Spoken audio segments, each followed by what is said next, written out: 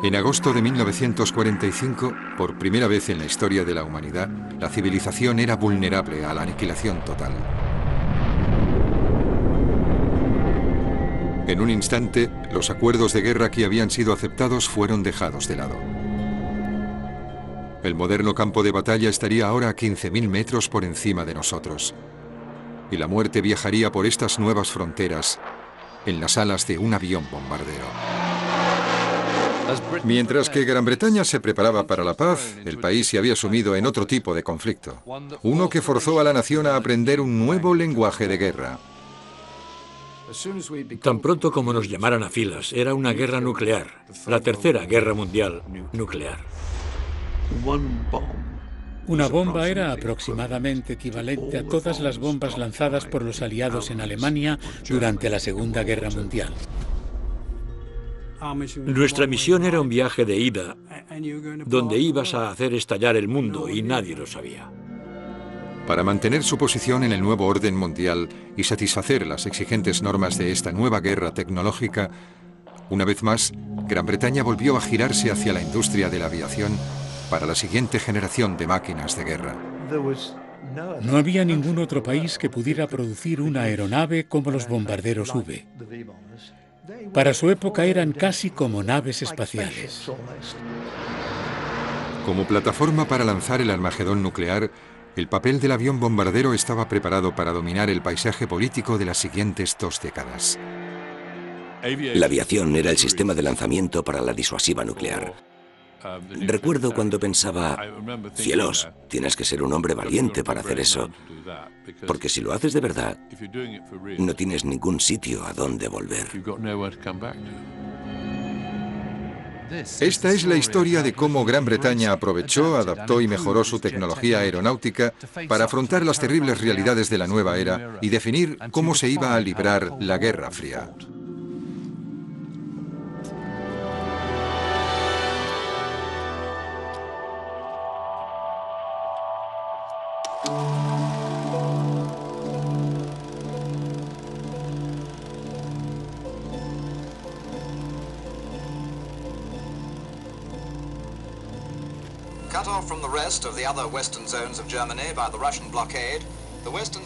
En junio de 1948, Berlín se convirtió en el primer detonante de la Guerra Fría. En un acto beligerante más que evidente por controlar toda la ciudad, Stalin bloqueó el acceso por ferrocarril, carretera y canal hacia el oeste.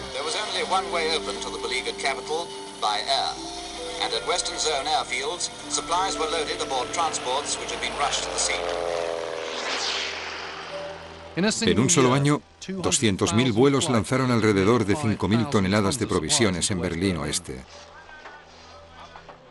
Una cosa había quedado demostrada: ese avión era el rey. Y mientras que no había nada que igualara el gran número de tropas soviéticas en tierra, la superioridad en el cielo pertenecía al oeste. Al final de la guerra, Gran Bretaña lideraba el mundo en la tecnología de la aviación. Pero las viejas seguridades del imperio se habían ido, y a finales de los años 40, el país se vio forzado a alinearse con Estados Unidos y la bomba en un nuevo conflicto ideológico entre el este y el oeste. Y por supuesto, éramos conscientes en ese momento de que el ejército soviético, el enfurecido y arrasador Ejército Rojo, como solían llamarlo, era 5 veces más grande que las fuerzas de la OTAN. Tenían millones de tropas bajo las armas bien entrenadas, eficientes. Tenían algunos de los mejores tanques del mundo y muchos de ellos llevaban la parte de atrás levantada porque habían conquistado a los alemanes. Como la tensión entre las superpotencias se intensificaba, una fuerza de ataque nuclear de los Estados Unidos se convirtió en un elemento permanente sobre suelo británico. This force is a combat-ready offense force. It is a deterrent force dedicated to the prevention of war, any war, large or small. This offense force is complemented by the Joint Allied Early Warning Air Defense System. Gran Bretaña era para los estadounidenses un portaaviones insumergible amarrado frente a la costa oeste del norte de Europa. Es mucho más fácil volar desde Lincolnshire hasta Leningrado que desde Estados Unidos a Leningrado. Es Es el alcance era a menor alcance, mayor descarga y todas esas cosas. Como principal aliado de Estados Unidos en Europa, Gran Bretaña estaría de lleno en el punto de mira soviético si la Tercera Guerra Mundial comenzaba. Por supuesto que era nuestro objetivo primordial, porque los Estados Unidos tenían rodeada a la Unión Soviética con las bases aéreas y podían fácilmente alcanzar la mayoría de los centros políticos e industriales. En 1949, frustrando toda expectativa, la Unión Soviética hizo explotar su primera bomba atómica.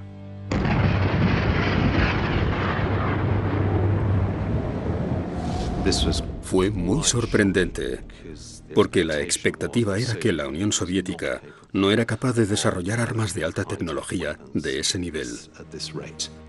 El escenario estaba preparado ahora para la siguiente guerra mundial. Un clima de sospecha, miedo y amenaza mutua empezó a desarrollarse entre las superpotencias. Y Gran Bretaña, que estaba entre dos fuegos y sin armas nucleares, no tenía nada con lo que contraatacar. Después de la guerra, teníamos la sensación de que era el final de la guerra. Y de repente nos dimos cuenta de que nos teníamos que preparar para esa amenaza rusa. En 1951, Churchill explicó con todo lujo de detalles la vulnerabilidad del país en la Cámara de los Comunes.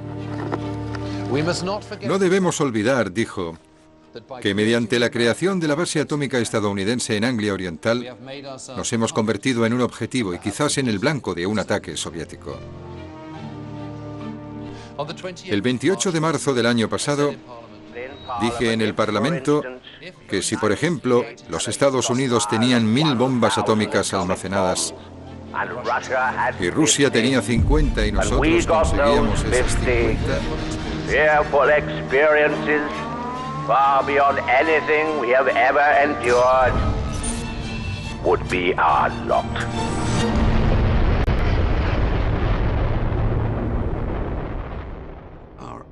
Nuestra única opción era la opción nuclear. Era la forma más rápida y sencilla para ofrecer una oposición y una disuasión creíbles. Churchill argumentó que el país debía continuar desarrollando su disuasiva nuclear independiente, a pesar del coste. Fue una generación de políticos que, como debes recordar, habían visto lo que el apaciguamiento hizo en los años 30 y estaban condenados si iban a apaciguar a los soviéticos. La expectativa de Gran Bretaña en desarrollar una bomba atómica había recibido un golpe en 1946, cuando la ley estadounidense McMahon rechazó unánimemente compartir los secretos atómicos con sus aliados durante la guerra. Prevented acting fully with them, and the kind of way at the time they were all apt to think they were the big boys, we were the small boys. We just got to show them they didn't know everything. Para tener influencia en el nuevo orden mundial, Gran Bretaña necesitaba su propia bomba atómica, y sin la ayuda de los estadounidenses el país tendría que hacerlo solo. Si quieres estar en medio de la disuasiva, tienes que ser capaz de crear tu propio elemento de disuasión, y esa es una poderosa herramienta de negociación. Si puedes comenzar la Tercera Guerra Mundial, tienen que prestarte atención. Cuando comenzaron los trabajos para construir la bomba, el Ministerio de Abastecimiento comenzó a diseñar los requisitos para un nuevo avión bombardero. Un avión que pudiera volar más alto, más rápido y más lejos que ningún otro bombardero del pasado.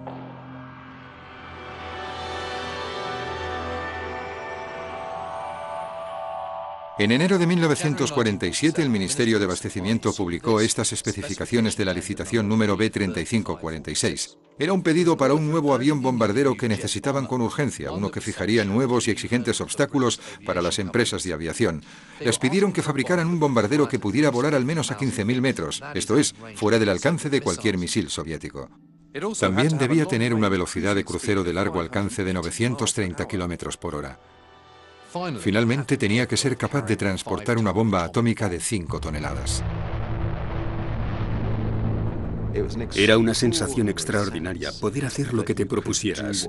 Era una sensación extraordinaria también el hecho de que hubiera recursos disponibles para llevar a cabo proyectos de diseño aeronáutico extraordinariamente ambiciosos. La primera propuesta ganadora vino de la mano de Avro, con sede en Manchester. Esta era una empresa con pedigrí, responsable de bombarderos como el Lancaster y el Lincoln.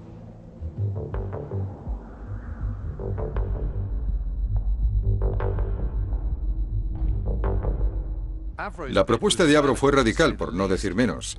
Los jóvenes diseñadores del Departamento de Proyectos Especiales, conocidos como los Niños de Avro, habían tomado la idea de un planeador que habían descubierto en una misión de exploración en Alemania en 1945. Este es el increíble primer boceto dibujado por un joven diseñador llamado Bob Lindley. Al principio se burlaron de él, pero lo que emergería de aquí era un avión verdaderamente sorprendente. La fantasía de cualquier colegial en Gran Bretaña.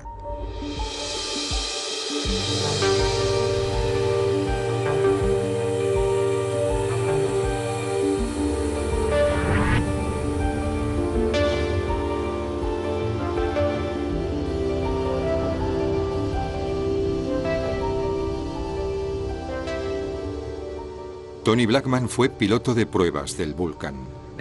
Tuvo que ser increíble cuando se dibujaron los primeros diseños y cuando salió por primera vez de ese hangar. Oh, sí, absolutamente. Quiero decir, es algo totalmente diferente. Pero estaba al filo de la tecnología en aquel momento. Hicieron realmente un trabajo magnífico. Nadie había hecho un ala delta como este, ¿no? Y ciertamente no a esta escala. Bueno, en aquel momento no. Sabíamos muy poco en el Reino Unido sobre diseño de alas o diseño de ala delta. Y tuvimos que recibir la ayuda de los alemanes. Habían trabajado mucho más sobre ello. Cuando volaron el avión, descubrieron que amortiguaba a alta velocidad. Si te fijas ahí arriba, el borde delantero exterior donde está la marca 1, tenía que estar inclinado para eliminar esa amortiguación, pero llevó varios años encontrar la solución. Con lo cual, supuestamente había un número de ventajas teniendo el ala delta. Sí, claro. Bueno, obviamente podía... Aparte de la potencia, era muy potente y por supuesto el motor cabía, lo cual es muy importante. Y como puedes ver, los motores no asoman por ningún sitio. Están completamente escondidos en el ala. Pero la cabina de mando es muy pequeña. Ah, la cabina de mando era diminuta y la vista desde ahí era horrible.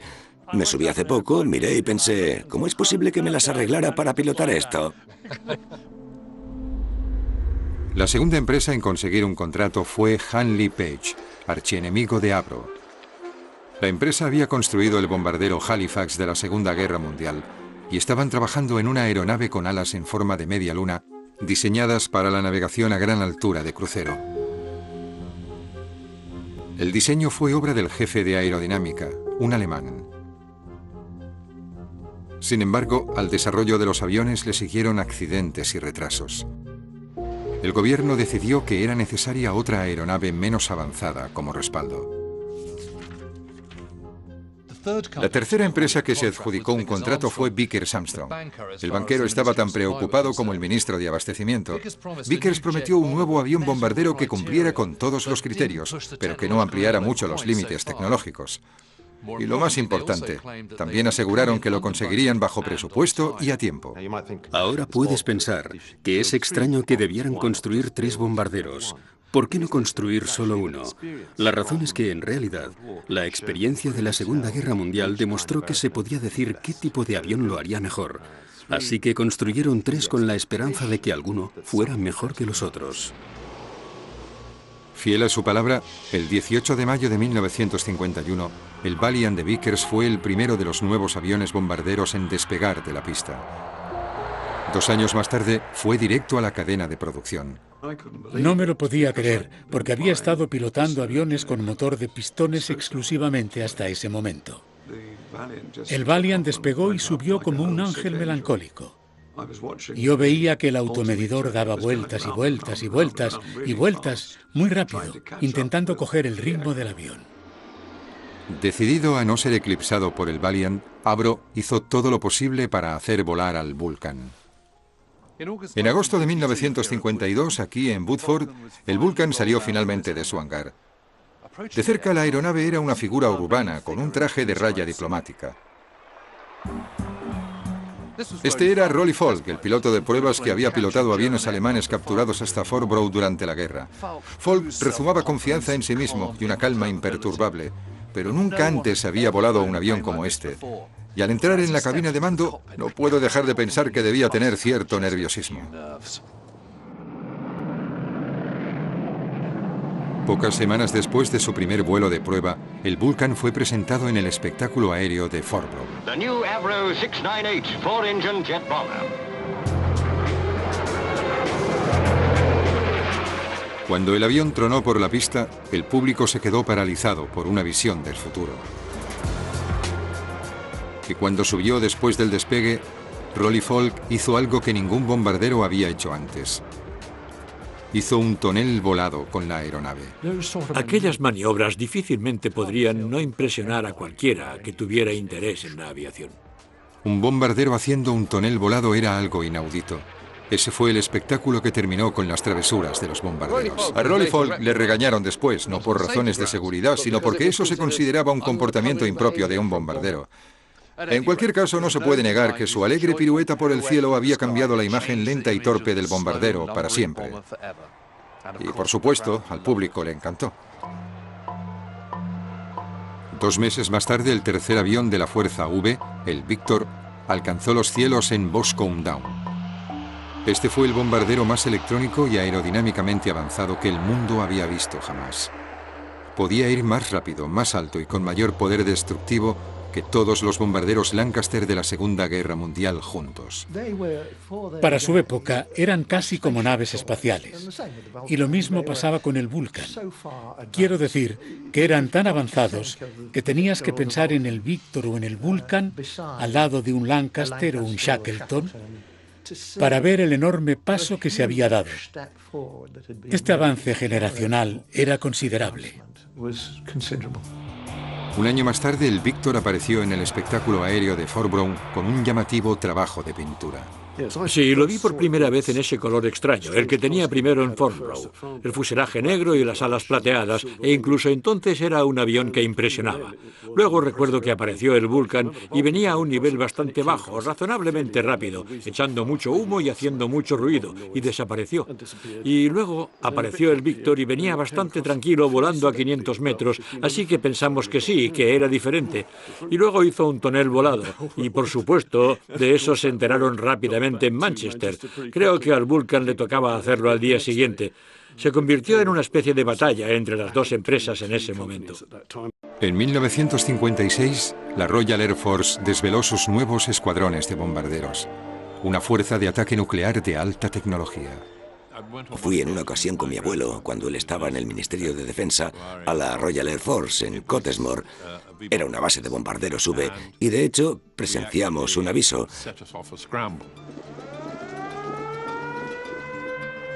Y vimos ese rastro negro que se dirigía al cielo y ese ruido atronador. Quiero decir, el pecho se estremecía con las ondas sonoras que lo golpeaban. Me acuerdo que pensaba, no sé si asustarán al enemigo, pero Dios mío, a mí me han asustado. Gran Bretaña también se estaba poniendo al día en la carrera armamentística. En 1952 el gobierno de Churchill había probado la primera bomba atómica del país. Pero ese mismo año las apuestas habían subido aún más. Los estadounidenses explotaron un artefacto termonuclear que fue rápidamente seguido por una bomba rusa Megaton. La bomba A había superado 1000 veces a la bomba H.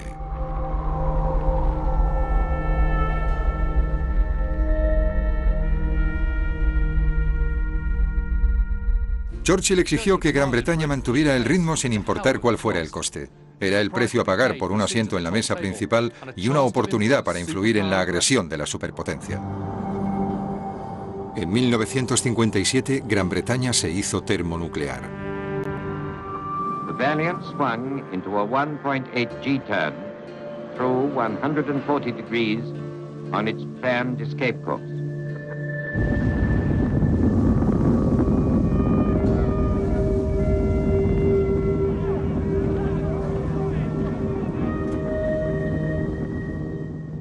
¿Por qué Gran Bretaña hace esto? Bueno, porque es una gran potencia. Necesita la bomba H para seguir siendo una gran potencia. Pero hay otra razón muy importante y es que la bomba H, al igual que la bomba A, se contempla como una forma relativamente barata de combatir la guerra. Se necesita alta tecnología de guerra relativamente barata y eso es lo que hace la bomba por Gran Bretaña. Armados ahora hasta los dientes con la tecnología que ofrecían, Gran Bretaña necesitaba hombres preparados para asumir la carga de la disuasiva nuclear independiente y arriesgarlo todo en una tercera guerra mundial. La RAF comenzó a buscar a tipos con el perfil adecuado.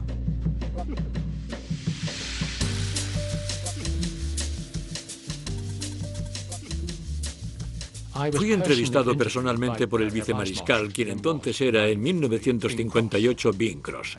No creo que hubiera hablado antes con un vicemariscal del aire. ¿Vas a la iglesia? ¿Juegas al rugby? ¿Tienes utensilios de cocina? Esos eran 3 de los estándares que Bing Cross estaba buscando. En otras palabras, buscaban carácter. Los bombarderos V eran tan avanzados que hacía falta una tripulación de 5 hombres altamente formados para pilotarlos. 5 personas. Primer piloto, copiloto, navegante radar, navegante plotter, oficial de sistemas electrónicos aéreos, y eras un equipo. La expresión que solíamos utilizar como tripulación del bombardero era matrimonio sin sexo. Después de 18 meses de entrenamiento riguroso, la RAF estaba lista para dar a conocer la capacidad nuclear del país. Esta era una cuestión que el gobierno tenía ganas de enfatizar.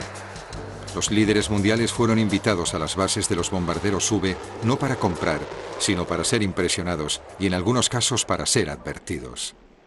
Para ser creíble, como elemento de disuasión tenías que demostrar a tu público y, por supuesto, al agresor potencial que realmente tenías esa capacidad. A medida que avanzaba la Guerra Fría, el poder destructivo de la bomba H mantenía una paz angustiosa entre las superpotencias. La bomba se había convertido en una herramienta de negociación, una herramienta con más éxito aún si se mantenía en la reserva.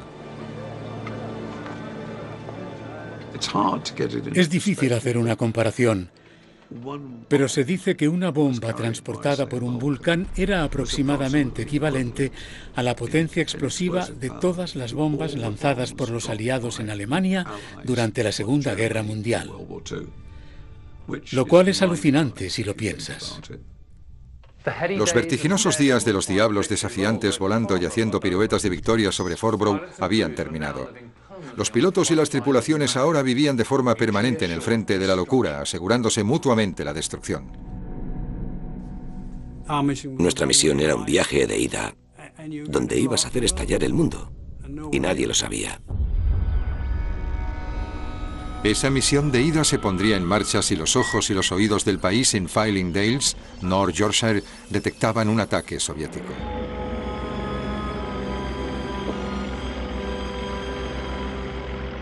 Los misiles nucleares rusos eran cada vez más precisos, con capacidades de largo alcance cada vez mayores. El sistema de radar de detección precoz daría a la fuerza V el tiempo justo para levantar el vuelo y tomar represalias. El famoso aviso de los 4 minutos era el tiempo mínimo del que se suponía que disponían para que prácticamente esos 200 bombarderos V levantaran el vuelo en esos 4 minutos, si era necesario. Nunca antes en la historia de la guerra, el minuto a minuto había sido tan crucial. Los pilotos y sus tripulaciones vivían en un estado de emergencia permanente, esperando el llamamiento a las armas. Era la ARR, Alerta de Reacción Rápida. El plan era que cada escuadrón tuviera fijada una aeronave y una tripulación en ARR, y que esa aeronave fuera cargada de bombas. Y tú llevabas puesto tu equipo de vuelo listo para salir.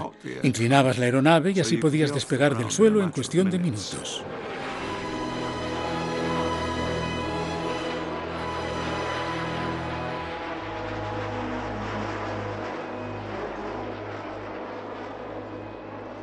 A las tripulaciones ARR se las apartaba de las distracciones de la vida diaria en la base. Vivían en barracones cerca de la pista, a poca distancia de su aeronave. Pasábamos un montón de tiempo como una tripulación encerrada en una habitación muy pequeña, estudiando el objetivo y todo lo relacionado con él, la planificación de ruta para llegar hasta allí, el combustible necesario, las defensas que nos podíamos encontrar, el arma que portaban y el propio objetivo en sí. San Petersburgo fue uno de ellos, Kaliningrado y todas las capitales bálticas. Las tripulaciones vivían con 3 estados de disposición: la alerta normal de 15 minutos, la ocasional de 5 minutos y la más alta de todas de solo 2 minutos. Los hombres eran puestos a prueba constantemente en cada nivel, de día o de noche. Nos daban un coche porque si recibíamos una llamada, se escuchaba por la megafonía de toda la estación. Era la llamada de puesta en marcha en 5 minutos. Las tripulaciones tenían que subirse en esos coches, correr hasta la aeronave, subir a la cabina y cerrar la puerta. Después encender los motores y rodar hasta el final de la pista. Y luego conectarnos al final de la pista. Había varias palabras clave, una para encender los motores, una para despegar, una para ir en punto muerto y la última era 8 este. Si eso ocurría, era irrevocable, no volvías. Asumíamos que en esa fase había armas cayendo sobre el Reino Unido y que, por tanto, se nos estaba enviando para hacer ese trabajo. Estos ejercicios tenían lugar las 24 horas del día, los 7 días de la semana. Con lo cual, en el fondo, pensabas que podía ser la definitiva a donde nos dirigiéramos en ese momento. Puede que fuera media hora más tarde, cuando habíamos alcanzado altura y estábamos de camino, cuando empezabas a pensar, Dios mío, esto es real.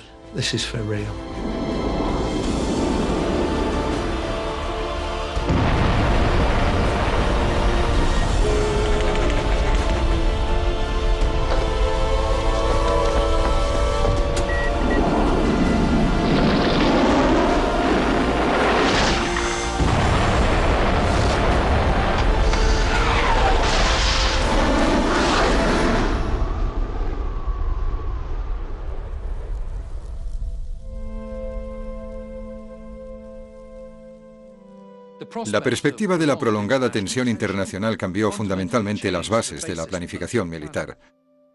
El tesoro de guerra del país estaba a punto de reventar. Gran Bretaña ya no necesitaba fuerzas posicionadas en todo el mundo armadas con arsenal convencional. La pieza del mundo dependía ahora de la eficacia de la disuasiva nuclear. Gran Bretaña estaba gastando más del 10% del Producto Interior Bruto en la guerra a principios de los años 50. Era bastante extraordinario, sin precedentes históricos estando en tiempos de paz, y en todo el espectro político, desde la derecha hasta la izquierda, se reconoció que Gran Bretaña simplemente no podía permitirse el lujo de mantener ese nivel de gasto en defensa a largo plazo. Estaba minando la economía civil. Había llegado el momento de revisar no solo el tamaño, sino también el carácter del plan de defensa. Se necesitaba una nueva estrategia. Me acuerdo que mi abuelo, a principios de su etapa como primer ministro, pidió a Duncan Sants, que era entonces ministro de Defensa, que hiciera una revisión de la capacidad de defensa, el coste, las necesidades operativas, posibles costes futuros, y quedó muy claro que, a partir de ahí, Gran Bretaña no podía permitirse el lujo de adoptar el compromiso que había tenido hasta ese momento.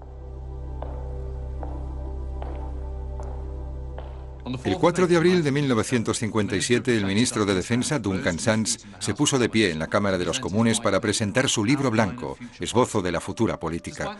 A pesar de la expectación, el discurso fue en su gran parte bastante aburrido, pero entonces llegó el remate final. Oculta bajo la sección Investigación y Desarrollo, Sants explicó su decisión de parar los pies a la industria de la aviación. Pero Sants se había referido al avión de caza, no al bombardero. Los aviones de caza, pensaba, tenían ahora un papel limitado en la guerra de alta tecnología moderna. Su desarrollo era caro y había demasiadas empresas privadas construyéndolos. Sants se centró en un arma para la Guerra Fría más barata y más eficaz. Un arma que finalmente sellara el destino del bombardero V, el misil balístico intercontinental.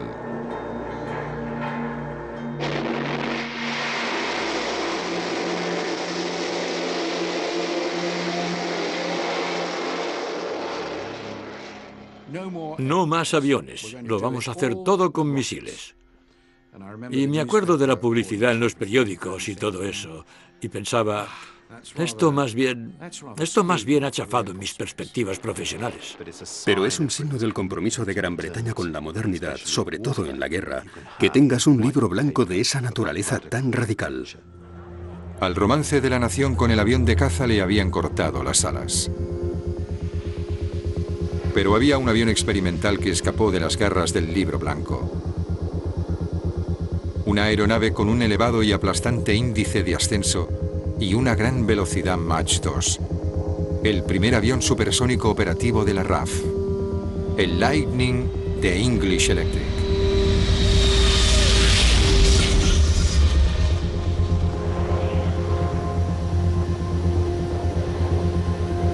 El Lightning era capaz de maniobrar con cualquier arma que los rusos le dispararan, y solo los mejores pilotos conseguían pilotarlo.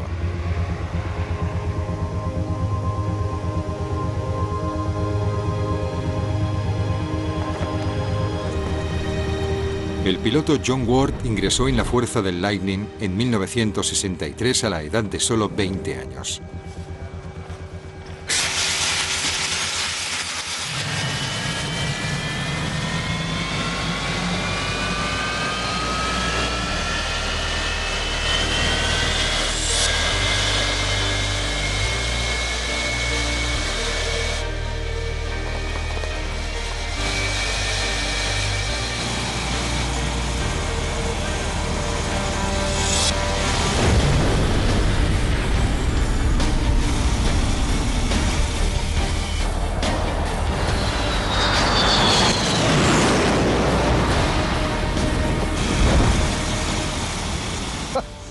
Es increíble, ¿no crees? Madre mía.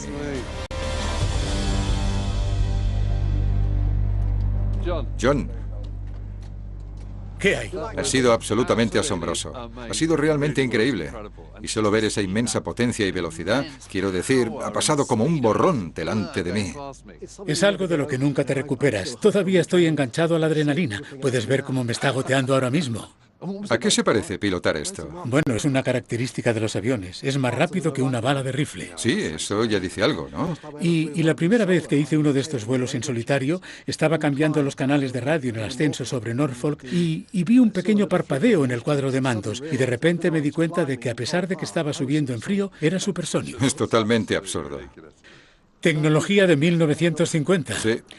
Ya sabes, eso es cuando la industria británica estaba produciendo algunas piezas impresionantes del kit.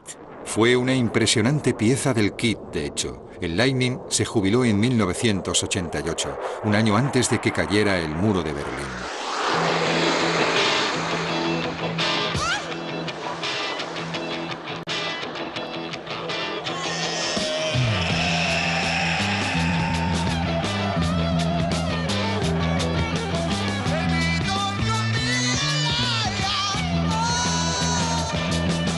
Gran Bretaña era un país a punto de experimentar un rápido cambio social.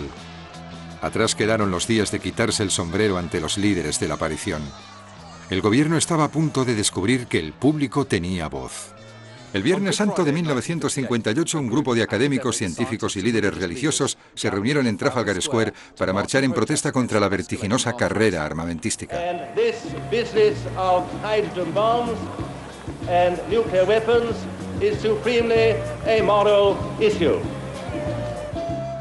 Habrían sido felices si 50 personas hubieran aparecido, pero en cambio fueron 10.000 las que desafiaron la lluvia y la nieve.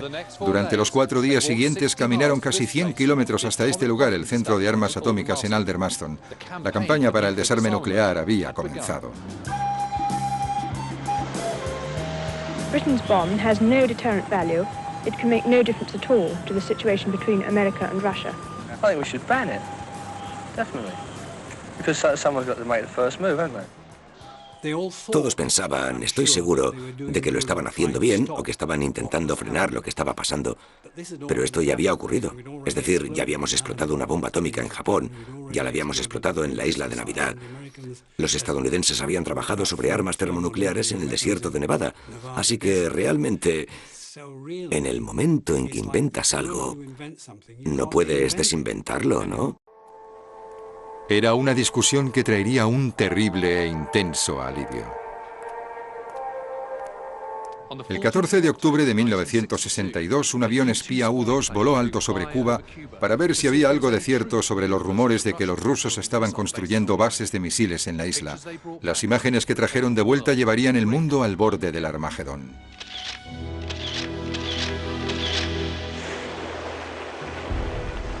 Do you, Ambassador Zoran, deny that the USSR has placed and is placing medium and intermediate range missiles and sites in Cuba? Yes or no?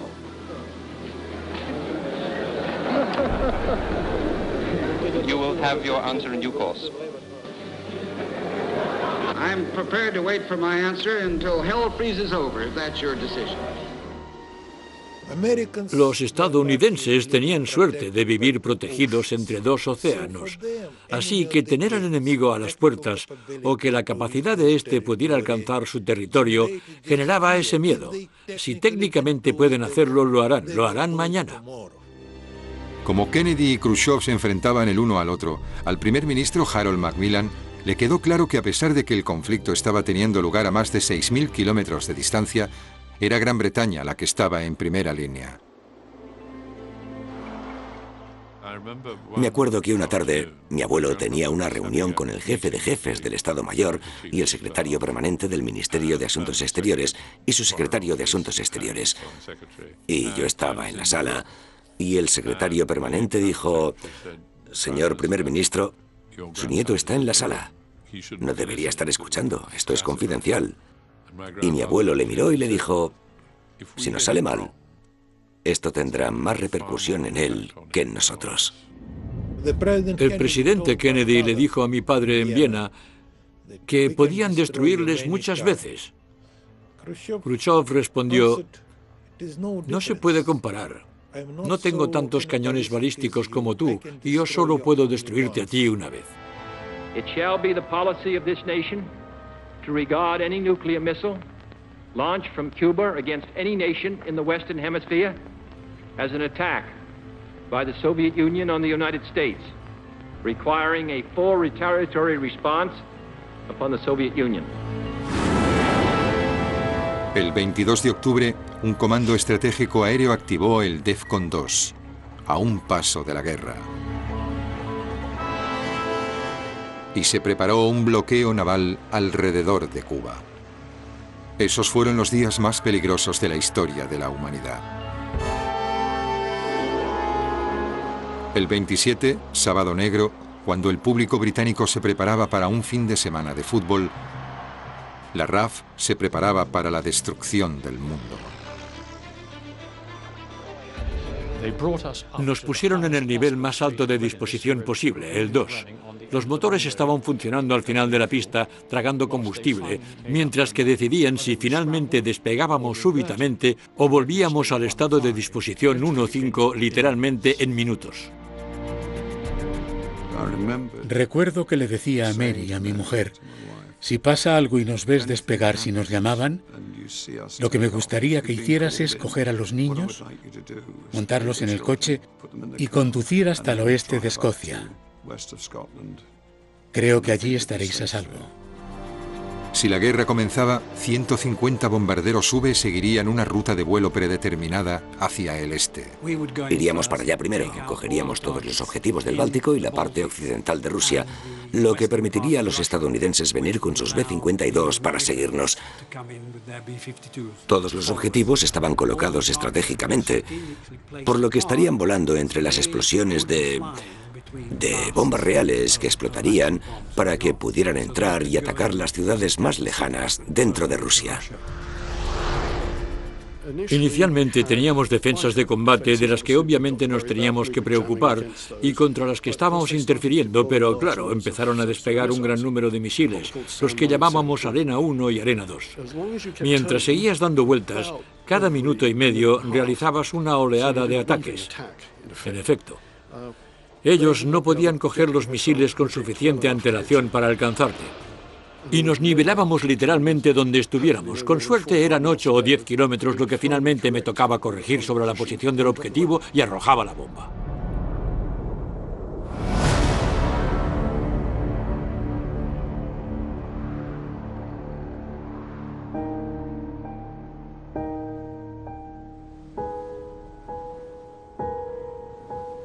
Siendo ya una fuerza utilizada, los bombarderos V volvían a casa.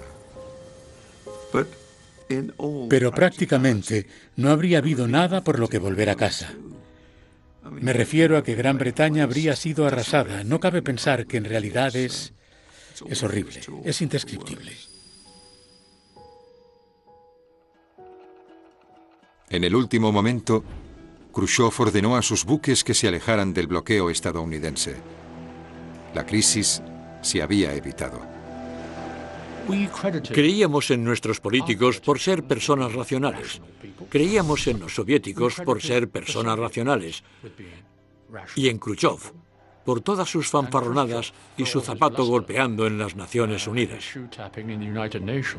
Y al fin y al cabo, cuando se enfrentó al bloqueo contra Kennedy, demostró ser racional. Pero si la disuasiva de Gran Bretaña había sido presentada, no estaba tan claro cuán eficaz habría sido. 2 años antes de Cuba, hubo otra crisis de misiles. Un avión espía U-2 pilotado por el agente de la CIA Gary Powers fue alcanzado en el cielo mientras fotografiaba lugares militares en el espacio aéreo soviético. Lo que fue sorprendente es que el U-2 estaba volando a 20 kilómetros de altura. Si los misiles tierra-aire soviéticos podían alcanzar un avión a esa altitud, también podían destruir un bombardero V. La primera reacción, supongo, fue que tal vez Duncan Sands tenía razón después de todo. La fuerza V se había convertido en la fuerza vulnerable. La única opción era pasar por debajo del radar. De repente, de la noche a la mañana, todas las tácticas cambiaron a un vuelo de alto nivel sobre Europa Occidental y, conforme te acercabas a Europa Oriental, entonces caías en picado y volabas lo más bajo que podías sobre el suelo. Y luego, cuando te acercabas al objetivo, ascendías para coger altitud, soltabas la bomba y luego dabas la vuelta e intentabas llegar a casa. A los bombarderos V se les dio una nueva mano de pintura de guerra. El blanco antidestellos fue sustituido por el camuflaje más prosaico. A los pilotos también se les proporcionó una pieza de equipamiento adicional. También nos dieron un parche para el ojo, y la razón de ello era que si estábamos en el aire y había una explosión, los rayos nos sacarían un ojo. A continuación, podrías quitarte el parche y continuar con el ojo bueno. Ese era el pensamiento de la época. Cuesta creerlo, ¿verdad? Pero esto era... Quiero decir que solíamos practicar esto. Cubríamos el avión y nos poníamos un parche en el ojo y volábamos con un ojo, y luego nos lo quitábamos y volábamos con el otro ojo. Tengo que decir que no era una filosofía muy reconfortante, y sospecho que si hubiéramos estado tan cerca de una detonación nuclear que nos hubiera dejado ciegos, aquel habría sido el final del juego, en cualquier caso. Pero los bombarderos no habían sido diseñados para volar bajo y no se adaptaron bien a su nuevo entorno. Hubo muchos sobresaltos. Quiero decir, yo conozco a navegantes que en el momento en que iban a un nivel bajo se empezaban a poner malos y estaban malos durante 2 horas a un nivel bajo. Era bastante horrible. El fuerte aire turbulento estaba haciendo estragos sobre la integridad del Valiant. Comenzaron a aparecer grietas en el larguero posterior de las alas. Al final, toda la flota del Valiant tuvo que ser desechada. Un triste final para un avión que había servido bien a su país. El Víctor salió mejor parado, pero el único bombardero V suficientemente robusto para prosperar a bajo nivel fue el Vulcan de ala delta. Con gran presagio, el Ministerio del Aire ya había comenzado a diseñar la siguiente generación de aviones bombarderos, los más avanzados todavía, los TSR-2.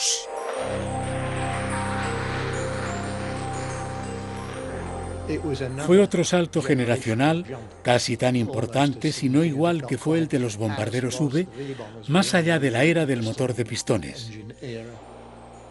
Y me dije a mí mismo que si esto continuaba desarrollándose con éxito, teníamos a un campeón del mundo.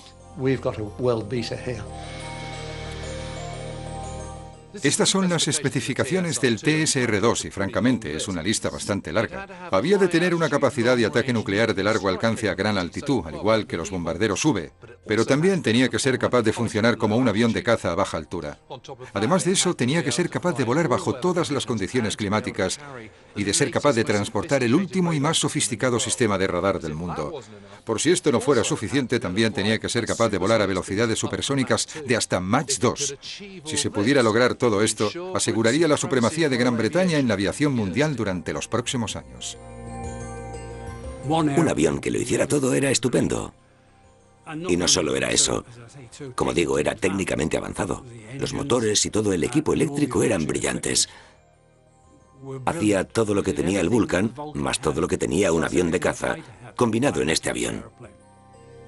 En septiembre de 1964, el primer prototipo del TSR-2 comenzó a probarse en el Centro de Desarrollo de Aviones, en Boscombe Down, Wiltshire. El piloto de pruebas fue Roland Beamon, un piloto de combate de la Segunda Guerra Mundial. Pero Beamon y su equipo ya estaban bajo presión. Se habían retrasado debido a problemas con las vibraciones del tren de rodaje, y una prensa hostil se quejaba sobre el dinero que se despilfarraba en el desarrollo de los aviones. El Partido Laborista prometió que si ganaba las elecciones haría más recortes sobre el presupuesto de defensa. El TSR-2 estaba con seguridad sobre su radar.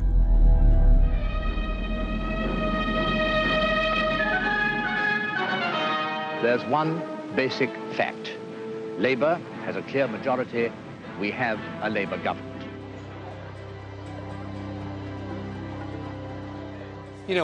Lo que realmente hubiera sido una aeronave increíble es la culminación de 20 años dándolo todo y todo conjugado en este único avión. Y luego van y lo eliminan. Te entran ganas de llorar. Como diría un ingeniero aeronáutico, todas las aeronaves modernas tienen 4 dimensiones: alcance, longitud, altura y política. El TSR-2 tenía las 3 primeras correctas. El gobierno laborista estaba recortando en proyectos de alta tecnología en Gran Bretaña. Los proyectos heredados de los gobiernos conservadores de los años 50, y trataba de reemplazar esto con un nuevo tipo de revolución tecnológica, menos militar, menos orientada al prestigio, más preocupada por el desarrollo económico, más preocupada por la vida cotidiana de las personas.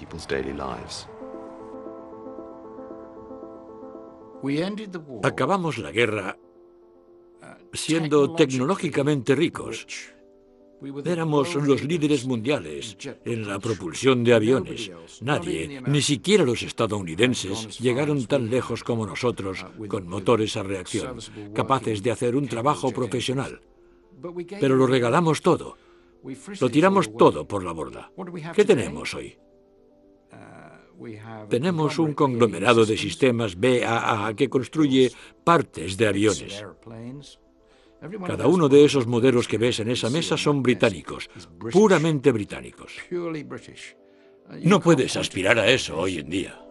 En 1969, la Fuerza V había sido considerada como un vehículo de ataque en la Tercera Guerra Mundial. La disuasiva estratégica nuclear de Gran Bretaña fue traspasada a la Royal Navy.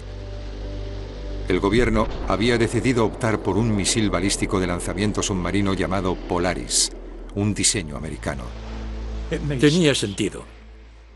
Éramos vulnerables. Un submarino era invulnerable.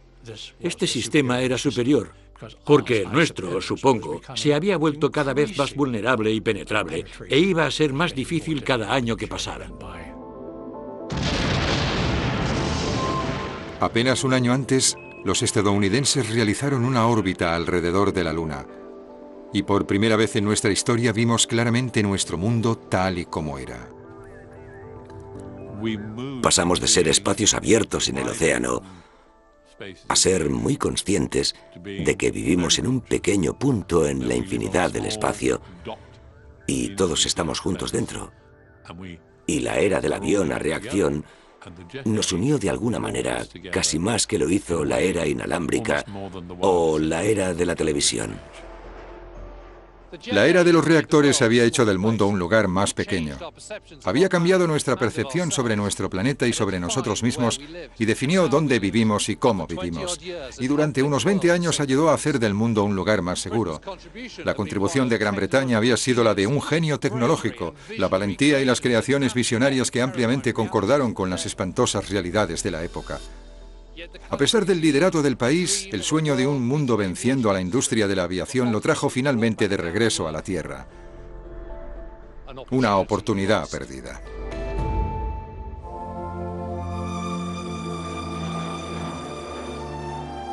Probablemente intentamos hacer demasiado.